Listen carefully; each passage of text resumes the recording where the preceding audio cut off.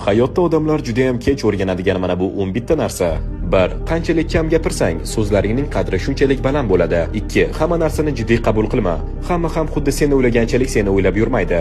3. Muammolarga e'tibor qaratganingda muammolaring ko'payadi, imkoniyatlarga e'tibor qaratganingda esa imkoniyatlaring ortadi. 4. Hozir qancha og'riqli bo'lmasin, bir kun kelib orqaga qaraysan va tushunasan. Buning barchasi sening hayotingda yaxshilikka sodir bo'lgan. 5. Odamlarni sabab bilan uchratasan. Yo ular sening hayotingni o'zgartiradi yoki sen ularning hayotini o'zgartirasan. 6. Hech qachon yangi narsani sinab ko'rishdan qo'rqma. Agar sen bilgan chegaralaringdan chiqmasang, hayot zerikarli bo'lib qoladi.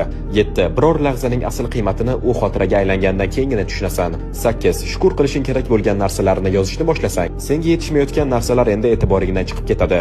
9. Agar o'zingni boshqara olmasang, kelajagingni ham boshqara olmaysan. 10. Hayot bu oyna, u senga faqat o'zing haqingda o'ylagan narsalaringni qaytaradi. 11. Ertalab ko'zguga qaraganda ko'radigan yagona inson o'zingsan. Shuning uchun taslim bo'lma, harakatda davom et. Agar videoni shu yergacha tomosha qilgan bo'lsangiz, kommentariyada bitta 100 raqam emojisini qoldirib keting. Boluminex kanaliga obuna bo'ling.